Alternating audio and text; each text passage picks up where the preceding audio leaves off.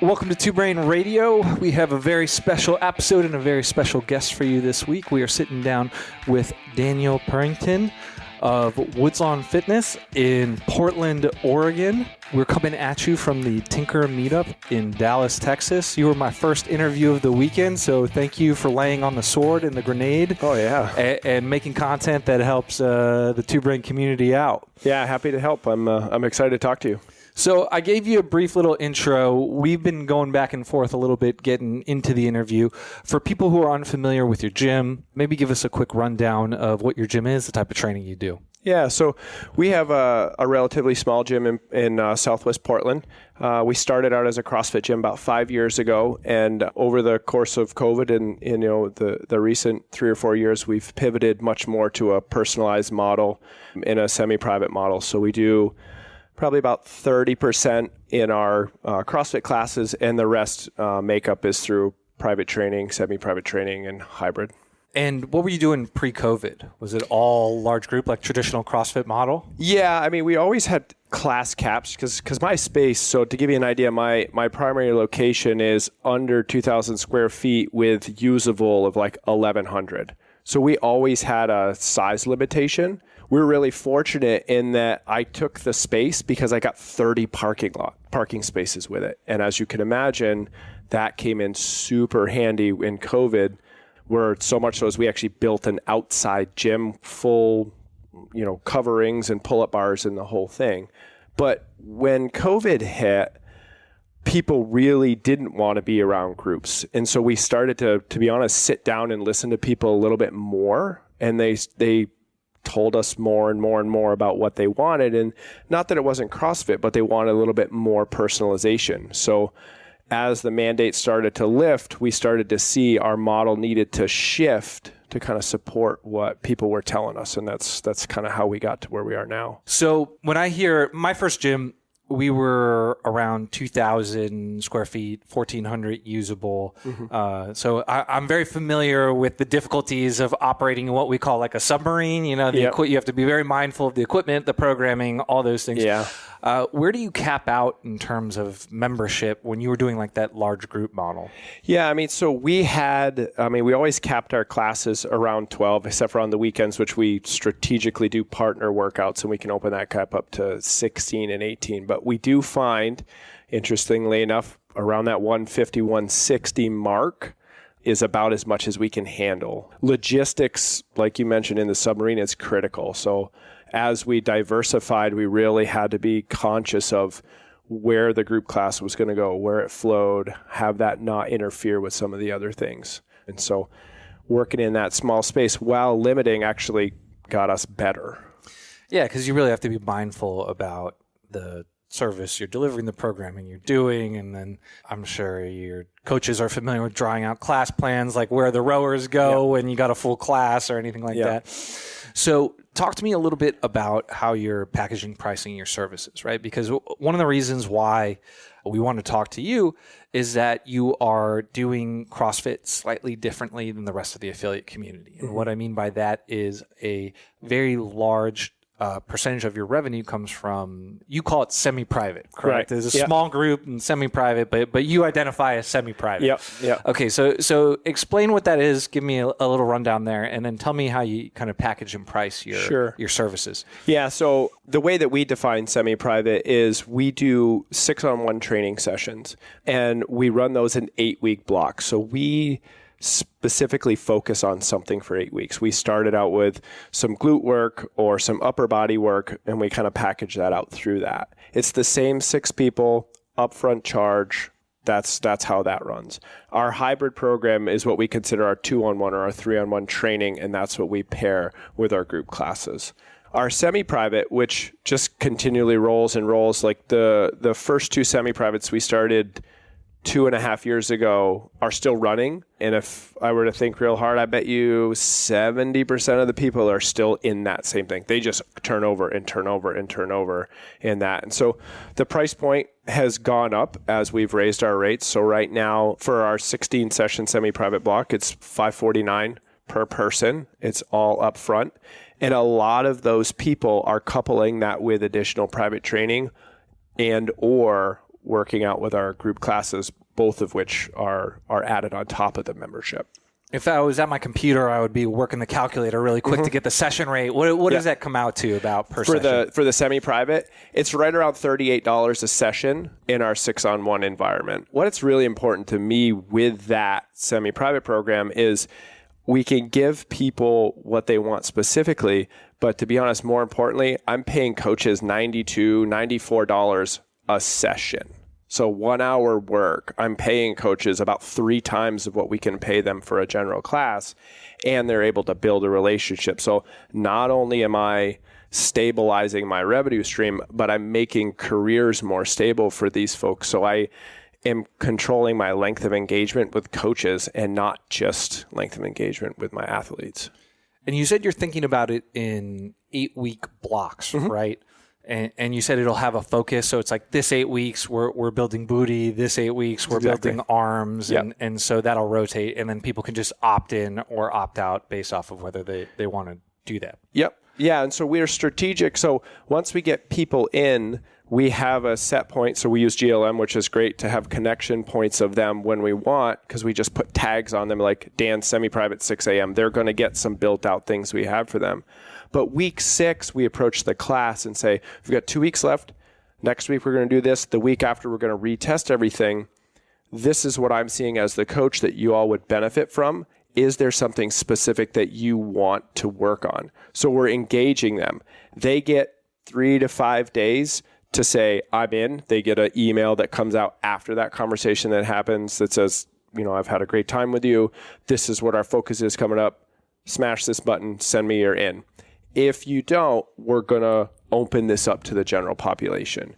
And so if we lose a person in there, we're already actively searching for the next person. So there's a bit of scarcity to it. Once you lose your spot, someone else is going to pop in there. And spots rarely become available. And so people naturally want to hold fear of losing, fear of missing out. They want to hold on to that. Yeah. And so you said you'll pair that with what you called hybrid, which is 2-on-1 or 3-on-1 training, right? Yep. And so how is that priced out? So we use similar to the Toon Brain model. We do 25% off for our 2-on-1 and our 3-on-1 training. So essentially, person A will buy an 8-pack, person B will buy an 8-pack, and they'll get 25% off when they train together. The reason that we do 2 and 3 at the same price is so that if we have a 3-on-1 and one person doesn't show, we still can run that session, and that's okay because we're at the same discounted rate. We don't discount our class memberships for that, though. Like if they want to add a class membership in, that stays at the standard rate. The only discount we do is for the 2-on-1 and the 3-on-1 training. So if a personal training session's $100 an hour, you say, hey, John, why don't you train with Chris? And you're both going to pay $75 an hour instead of $100, yep, right? Exactly. So if I'm understanding that, so instead of $100 for the personal training, you're making $150 as the gym. And as the client, you're getting $25 off, and you get to train with somebody presumably that you like. Yep. Yeah, we're strategic about that too. We recently built out a private, semi-private on-ramp, which we started about 3 months ago, that is geared specifically to pair people up throughout an on-ramp. But before that, we were trialing it out and essentially like, hey, you each have 1 session left. Let's try to train together. And if this is cool, then we're going to continue on that. So it was a little bit cumbersome in the beginning of pairing people up that weren't friends. And so we kind of worked through some of that a little bit and have figured out a better way to target that. Got it. And so what is your PT session rate? That's a good question. So we do 45-minute sessions. We're around $72 a session for a 45-minute session. So it's about double what you're charging for your semi-private. Yep, it's exactly double. I love math. And so the way we set up the semi-private is the cost to do 16 semi-private sessions is the same cost to do 8 one-on-one private training sessions. And then let's go further then. What is the group cost? So our unlimited model, which is the only model that's available to you unless you do personal training, is $200. Okay. And that's as many classes as you can feast on group. Yep. Just group classes. Yep. And we do, included that would be your 90-day goal review, which we have, which is where we pull a lot of our semi-private and 2-on-1 and 3-on-1 people is from the goal reviews. But yeah. Like it comes in like, hey, John, you've been trying to get a muscle up for 8 weeks now. You've been coming to group, but maybe let's work on this a little bit one-on-one and kind of naturally flows into that. Yeah, and I think this is something I was talking to the West Coast CrossFit rep about the semi-private program about a month and a half ago. And I think one thing that we do very differently than your traditional CrossFit gym is we actually don't dig into the skills as much. Like people talk about doing a double under one or a muscle up one, and we go a little bit more towards the strength stuff, and we don't talk about the movements. We actually talk about the body parts. So we'll say we're going to do a glute hypertrophy. We're going to, this is how we're going to do this. And we're going to do it through a hip thrust. And like, that's the last thing in the conversation. And that has really changed the way people have responded to, some of our emails and conversations and things like that. Because most of your membership, I would guess, is Gen Pop. Like, are you targeting suburban moms, or you're in an urban? Are you in an urban area or suburban? I was gonna say. Yeah. We're 35 plus, very high level working parents. I mean, we're made up of the medical center is about 8 minutes from us. Nike's about 15 minutes from us. Intel's Nike's next door neighbor. And then attorneys. Like, that's who we are. And so we're with a clientele base that understands the value of something. So as long as we can show it to them, the financial side of thing isn't necessarily burdensome. Sure. So it's just providing that value. And yep, that's the key right there. The problem. Most of them have the disposable income to pay a premium price. Yep. So what does that boil down to in terms of top line? Like, what does your membership look like, and what does the top line look like? I mean, what are we pulling in every month on average? Yeah. So right now we're right around 48,000 a month. That's kind of been our consistent throughout last year, which is a big jump from the previous 2 years. We missed 60K in November by like 1,000. We should hit it for January because we turned over 5, maybe 6 semi-private programs. So we're going to have a pretty big influx coming in January. So we should hit the 60 threshold. So sounds like you're pushing 50 to 60 out of 1,100 usable square feet. Yeah. So we have 1,100, and then we have a space next door that's about 600. And so we have 1,700 usable, and then we have like our parking lot and stuff. So that's how that'll work. I'm assuming the group happens in the 1,100, the 600s where all the semi-private and private and hybrid is going down. Yeah, and a lot of times the group spills out to outside because we still have that all erected, which is nice. That said, during the winter, logistics are critical. I had a conversation with a couple up in New York today, and they have about 800 square feet, and they're questioning if they could run a 6-on-1 semi-private. Mondays and Thursdays a.m. at 6 a.m., I run a 6-person semi-private and a 3-on-1 training session in that 700 square foot space.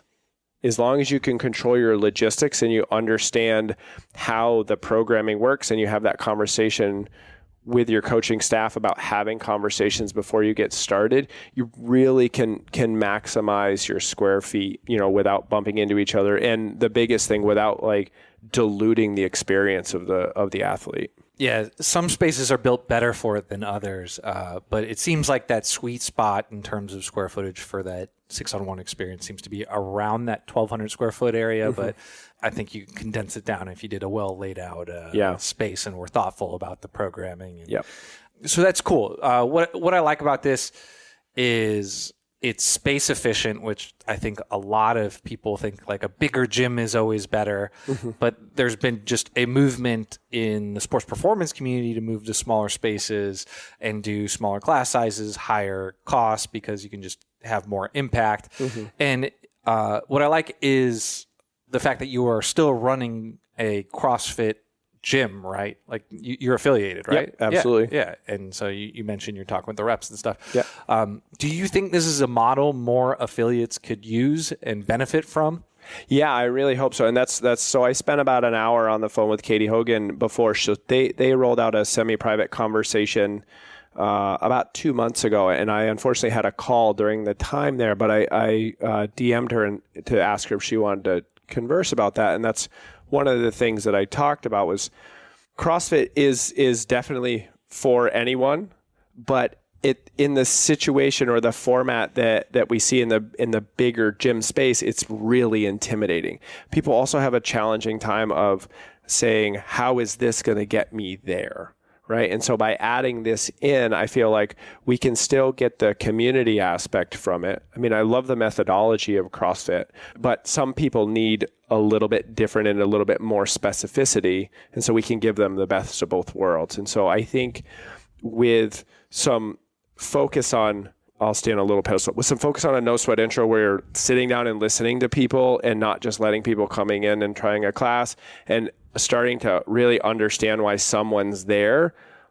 There's a lot of CrossFit gyms that could benefit from that understanding and saying, okay, we can make you really successful in our group classes 2 to 3 days a week. And then we're going to put you in the specific strength block that's going to help you get further towards where you want to go. And you bring up the no sweat intro, which is how you sell. I'm assuming all consultative selling. Yep. And how does that process work with these different offerings? Like how is it different than when you were just selling a large group and you take it or leave it? So I was fortunate in that before I opened my space, I found Two Brain. And so I had been educating myself. I come from the medical community and don't have a fitness background. And so I was able to dig into some of the business and understood that consultative process was critical. So we actually did that since day one. We've actually had an on-ramp since day one. It's looked differently throughout the years. But right now, it doesn't matter if you've been doing CrossFit for 10 years or you've never seen a barbell, you come in through a no sweat intro process. And we have that. There's a couple of lead generations that we use through our website where we talk to people.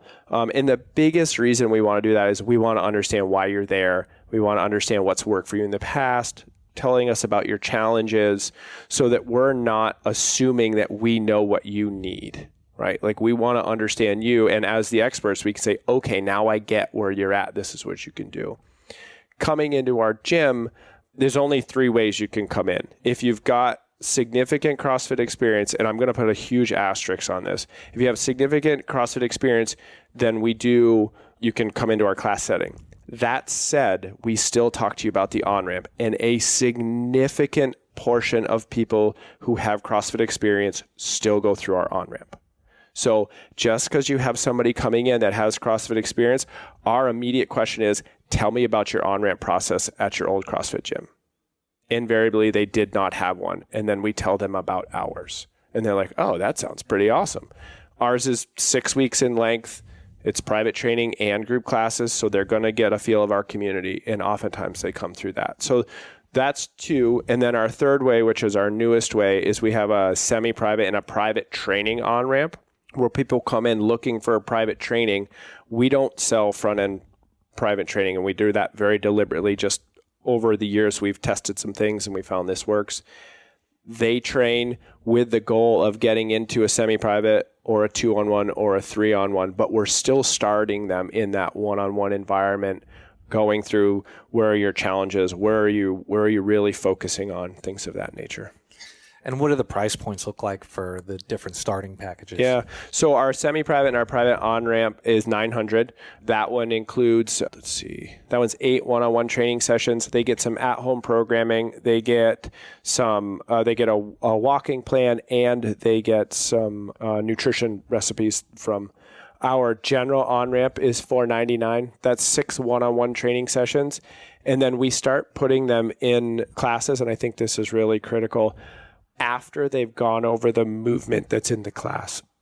Excuse me. So we wouldn't put someone in a class that has a deadlift when we haven't covered the deadlift in the on-ramp. And so we're progressing them through the on-ramp as they're learning new movements. So it'll be like, hey, Sally, Wednesday's deadlifts, we're not going to do that for you, but we got something on Thursday or Friday that goes over the press that we just learned. So why don't we sign you up for Friday? Yep. And if we have someone in the on-ramp that has come in and has some barbell experience, we can make our on-ramp modular in that, like, John, we're in the middle of a power clean block. We don't usually do power cleans until session 4. this is session 3 and I'd like to get you in the class. So we're just going to flip-flop session 3 and session 4, and we're going to cover power clean today so that I can get you in class on Thursday, and then we'll revisit body weight stuff next week. So we can do little shifts like that when we're making those assessments to make sure that that athlete is getting the exposure to classes that they're looking for. And the class piece essentially reinforces what they just learned in the on-ramp. Yep. Yeah, so we break people up in class too. Again, going back to controlling logistics, we limit the amount of people moving with a barbell. So if we have 12 people in class, we try to keep it to only 6 moving at a time. We're very strategic about pairing people up. We have a tight-knit community, so people love to do that anyways. Another component to that is when we have somebody on the on-ramp coach is texting the coach that's coaching the class that on-ramp person is going to and saying, hey, John's new, they're coming in today, this is where they are on their on-ramp. So that coach knows that this person's new. They know confidently they have gone through the movement patterns, but it's also a friendly face and whatnot coming through the gym door that like, oh, I know this coach is knowing I'm coming. So it must make them feel a lot more comfortable than just doing some private training and then just being thrown into group because they've already been integrating into that throughout the entire process. Yeah, we actually control it so much so we don't let people register for classes while they're in the on-ramp. The coach does it for them the entire time. Awesome. And so what percentage of your revenue comes from not group training, not that $200 a month unlimited group class? I'd have to look at my metrics specifically, but somewhere around 40 to 45%. It flexes a little bit just dependent upon where we're on our semi-private, but we do a significant volume of our revenue. We typically have a reoccurring revenue of membership of between 21 and 23,000, and then we're averaging 45 to 48, and then we've gone over 50 several times last year. And that 20 mark, that recurring piece, which if I had to guess, the average CrossFit gym is probably doing between 0 and 15% of revenue coming from non-group training sources. And so that's substantial. Like that's the difference between, paying the bills and maybe having a couple thousand every month to tuck in your back pocket to like being able to make decent money from a gym. Yeah. So I'm sure there's gym owners in similar situation, in that 20 marks, hearing this and say, this sounds awesome. I'm in. You had COVID as a forcing function that kind of push people into this. But if you were coaching a gym owner on how to implement this into their business now, and it sounds like you're having those conversations. Yep, just had one today. Yeah. So what are you telling them to do? So the person that I talked to today was considering kind of flipping their model from group completely to semi-private. And I wouldn't do that in the beginning. They really needed to double down on kind of their on-ramp and start to sell hybrids coming out of your on-ramp. And at that stage, dependent upon the logistics that you have and the space you have, you might just be able to double down on that. Like that's a great offer. One of the reasons we had to do semi-private is we just don't have the space to run multiple coaches. To go back to like what we have on our reoccurring monthly revenue, one of the really cool things is my payroll is just under $30K a month. So I'm paying my coaches and a whole bunch of coaches to be able to do all this. So we really had to be strategic, like in the sense of we have to put multiple people in this session or we're not going to be able to continue to do that. If you have a little bit more space, then you can start to run those 2-on-1s, 3-on-1s, coupling with your classes, because the CrossFit community is not going to want to go away from that group class. And I totally get that. I love that. But if you want to increase that accountability, you want to meet people where you are, you want to have that length of engagement go up, we know those one-on-one relationships are critical with that. So $30,000 a month, that's a spicy payroll number. That's more than the average gym owner does in top line based off of our numbers. So it sounds like you're providing people with some real careers here. Maybe break down how many people work for the gym and what they do. Yeah, so I work as I just do semi-privates and I do a couple of private training. I don't do any group class coaching, which kind of stinks because I really like that, but I moved out of the way for some other coaches to make a career. Then next in line would be Jonathan. He's our operations manager. He also runs our on-ramp program. He does a lot of our day-to-day interaction on GLM and things of that nature, but he also make sure things are flowing. He coaches both classes all three classes semi-private and the hybrid. Then we have a nutrition coach who handles about 30 clients a month there. Plus she runs the bulk of our semi-privates. We have another coach who we built a physical therapy program together. We have a tiny little office there. So I brought him on about 4 years ago, built that practice out. I sold it to him this past summer. He's our head coach. He does all of our coaches development. He does all of our programming. Our programming's done in-house, does some one-on-one training, then runs his physical therapy practice. And then we have one more coach that we consider full-time. So all those people that I've talked about are full-time. And he does similar as Jonathan in that he does group classes, semi-privates, and he does a lot of our 2-on-1s and 3-on-1s. And then we have 2 bench coaches with a third that just went out on maternity leave. So 3 full-time, 2 part-time. Myself, John, Anna, Tyler, and so five people that their sole income comes from us. Okay. Yeah. And then you said two bench coaches with a third who just went on maternity leave. Yeah. Yeah. Normally record these earlier in the day. The brain's moving a little slower. So I hear. Yeah. We're trying here. All right. So yeah, that is insane. So out of 1,700 usable square feet, you got 5 people eating off of that. Yep. And so you're saying if you're a gym owner, this sounds good. Don't pivot. Don't completely change your model. Just slowly filter in maybe a semi-private block, sell that out, add another semi-private block, sell that out. And then at what point do you incorporate the hybrid? So I think it really depends. The folks I talked to today, I actually suggested they start with the hybrid first. If you're going to start with a semi-private, in the rules that we have at our space that are in our SOPs is you need to find 3 people within the group that want what you are talking about before we can even talk. Like they bring me an idea of like, oh, I want to do this. I'm like, that's awesome. This is the expectation of how we roll it out in our email list. The first step though is you need to tell me 3 people that are good for this. So you're starting with that before you're throwing all your eggs in the basket and just throwing this errant offering out there. Because then, as far as we go, you only need 1 more. So we have a limit of a program of 4. If you can't get 4, we don't run the program for a semi-private. And so you only have to get 1 after that. And so we have kind of these checkpoints of like, if you can't get 3, I'm not going to run that through our really curated email list. We're not going to run that through our groups and things like that. So there's a little bit of push for the coaches that want to do that. And that would be my suggestion too. Like, and the reason I do that is I want you talking to the athletes to find out what they want. I don't want you to say, oh, you need this. It's like, understand what their goals are, understand what they want. How can you provide that? So back to the value thing, like, how can I solve your problem and not create one and try to solve it there? So that's what I would tell people that are coming into that semi-private or that hybrid conversation. So with 5 full-timers, there's probably a decent element, probably some management going on there. Mm-hmm. How many hours a week are you working in the gym?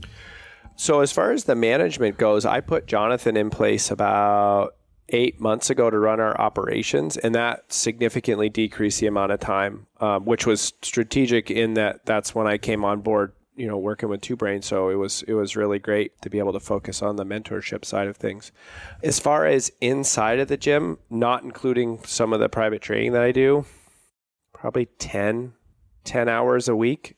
And that, to be honest, is by choice. I really like creating emails. I really like curating our list. I do our social media. I like to do that stuff. I really enjoy doing the no sweat intros and the goal reviews. If I decided to not do them, my Jonathan and Brandon would have the bandwidth to take up on. So I'm choosing to do everything I do in the gym currently. I'm choosing to do. And how much actual coaching are you doing then? So I do 4 semi-private training sessions, and then I do maybe a total of 6 private training sessions addition to that in the week. And the 3 people that I train in there are small business owners, and that's why I train them. Because we talk about small business stuff and we talk about things like that. Yeah, it's like, and I love those people. They've been with me forever, but I haven't taken a new private training client in, at least a year. Yeah, Brian Bott, who's the other guy who runs semi-private small group in Two Brain, he has a handful of choice private training clients as well, and I know some of them. They're like some of the most successful people in that entire area. Yeah, and it's crazy what type of a network you can build up off of a small gym like that if you get into the right crowds. It's really cool. Yeah, I enjoy that, and that's the way the two semi-privates that I coach, the separate ones. That's the same thing. Like they're people that I really just like being around, and I truly enjoy doing that. So I get to do it. It's cool. So it's about 10 sessions and 10 hours a week of non-coaching work that you're doing, and it's the stuff you like doing. So it sounds 20 hours. We'll probably call it 25 because there's shifting and task switching and all that going on. Yeah. The payroll sounds pretty substantial, but are you able to pocket more than $100,000 in net order benefit from that? Yeah. No problem with that. We wouldn't have brought Jonathan on as when we did. And to be honest, I've had 3 full-time coaches for a couple of years now. So yeah, we're doing just fine there. And so how are you thinking about what to do next? Are you just enjoying having the single gym? A lot of talks in these meetups is taking over the world and buying all the real estate in your city or opening 100 gyms. I sometimes think that may not be the best approach for every single gym owner on the planet. How are you thinking about where to go next? Because it sounds like you're in a good spot. Yeah. So as far as like opening gyms, so I own half of another one, and that was a former coach who left us about a year ago to buy out this other gym, and I helped him with the evaluation. So as far as increasing our footprint, if I had another coach that wanted to open a facility, then I would invest in them. I would not open another one just in my area. We have a great spot. The area that we're located, there's almost zero commercial space. We certainly don't have any warehouse space. My space is a converted real estate office or something like that. It's challenging to get quality space in our area. Moving forward, I really enjoy acquisitions and talking people through that and looking into investments around small businesses. The real estate wise, I could see doing a short-term rental or so and potentially my commercial building. I have first right of refusal on it. I'd have to get real crafty because it's a pretty big building and I live in an expensive county. Yeah. So I would take something like that on, but I don't have the desire to pivot heavy in that regard. So it's more on the business side. I'm spending a lot more time on the Two Brain mentorship team, which I've really enjoyed. And so, just kind of seeing where that takes me. So it sounds like the business is going well. Rumor has it you're doing some crazy stuff personally with your extra free time. You have some 50K rucks or races or what? Yep. What do you got going on this year that you're planning for? Yeah. So, historically, I've been a mountain runner. So I've run 6 or 7 50K races, but I enjoy the unsupported mountain stuff. So circumnavigating Mount Hood, St. Helens, the enchantments, things like that. And so I tend to plan big things like that to spend a lot of time in the mountain. And that takes a lot of training. So I've incorporated rucking in. And so some weeks I'll ruck 25 or 30 miles. And when I have calls where I'm just the listening piece, then I just ruck with them. Or when I do a lot of staff conversations, staff evaluations with rucks. I bought 3 of my staff members rucks as presents throughout the year and things like that. And so I get to get some extra fitness in, get to be outside, and it's getting me ready for the adventures that are coming in this year. What are those? So first up, we have a 30K mountain race on Mount Hood, which is going to be in the beginning part of July. We'll see if snow allows that. And then that really starts to dig into what the year is. I'll absolutely run around St. Helens again, which is 33 miles. And then I'll do it out and back of the Enchantments, which is another 30 miles. And then I'll decide if I want to actually schedule a race towards the fall. I enjoy the unsupported bigger distance more than the supported one. So I don't mind the race. Like I like racing. I just like the aspect of you're out in the middle of nowhere and the only thing that's going to get you back is your feet. Like there's no aid stations or none alike. So I really Sounds enjoy horrifying. that. I love that. It's just, that's what I like to do. I'm from Florida. I've seen like 3 mountains ever. So, all this is news to me. I don't even know how to ruck, but that sounds insane. And you're a family man too, right? I am. Yeah. You have a few kids, a kid? 2 kids. So my daughter, Mabel, she's going to turn 8. Mabel and I have the same birthday. Oh. So she turns 8 in February. And then my son, Cole, will turn 5 in May. Because not every gym owner goes into gym life to be a slave to their gym. We talk to way too many people in Two Brain who are doing every single class, working 60+ hour weeks, making, not enough money for the hours they're putting in. It seems like you're at the end. You're at the end point. You're towards the top of the mountain here, to use a mountain analogy for you. How are you balancing, your rucking and your races and the gym and your side projects and your family? Like, do you have a system for thinking about all of this, or? Not so much thinking about that, but we have systems in place at the gym that allow me to be a little bit more flexible with the time. Like, we've had a CRM since the beginning. Since we started, we had one previous to GLM that worked okay. The GLM one that we're using now works really well, and really digging in with that right in the beginning and taking out a lot of the initial things that you need to do is critical.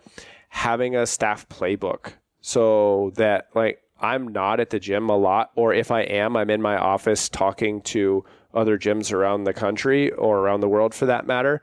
My staff needs to know how to do X, Y, and Z. If a new person comes in, or what the expectations are for a 2-on-1 or a semi-private or 1 classes. So having those things really in order allows me to have the flexibility to say, oh, I feel like going for a ruck today. And that doesn't mean I'm absent of stress. You're a small business owner and you still bear all the responsibility, but having those systems in place helps a lot.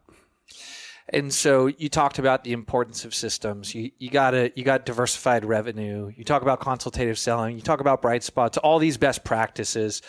You talk to a decent amount of gym owners now, and you got a good finger on the pulse of what people are dealing with. It sounds like you're having conversations with CrossFit HQ, which, in the Two Brain realm, you're probably dealing with more business-oriented people than the CrossFit at large. Yeah.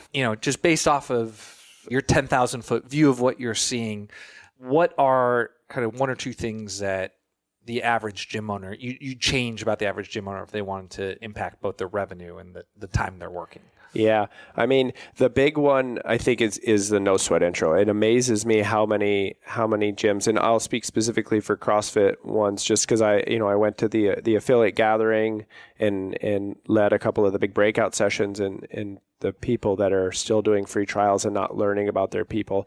That right there, I think, can make a huge impact on people. And then there's it kind of depends on where you are in your journey and things like that. Having someone to talk to, like finding a mentor, finding someone that can say, do this now. And then when you meet with them in 2 weeks or a month or whatever your cadence is, they can say, okay, how come A, you didn't do this? Or, hey, you killed it. Let's celebrate this.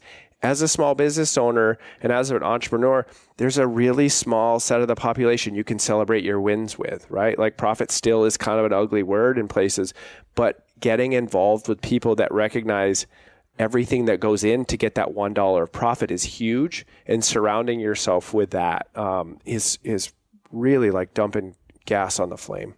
So, Dan, this has been very helpful. Where would people go if they wanted to follow along in your journey, find out a little bit more about you? Easiest place is just Instagram. It's just Purington at Woodslawn. Or I would follow my Woodslawn Fitness account. We post a lot more in there. I mostly just post pictures of grilling over the fire, playing with my kids on my private page. That's content I want on my feed. There we go. That's what I'm looking for. This is great. And for the listeners listening, like I said in the beginning, we're at the Tinker Meetup in Dallas. This is Two Brain's highest level group. You get to be around guys like Dan who are doing cool things, testing new models, living a good life. The environment is electric. And, he talked about having a mentor, but there's also something to be said, just putting yourself in a room with gym owners like this, having these conversations conversations and just being able to network, because I'm sure you probably agree, once you get to a certain point, the decision tree, the options you have that you can make of what to do next become a lot more convoluted and a lot wider.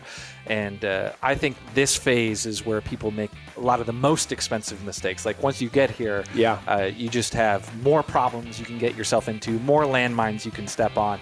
So getting in the right room with the right people to stop you from shooting yourself in the foot or doing anything crazy is really important. So sorry to take you away from the group for 45 minutes here, but I appreciate it. I think a lot of people are going to get a lot of value out of this. Awesome. It was good talking to you.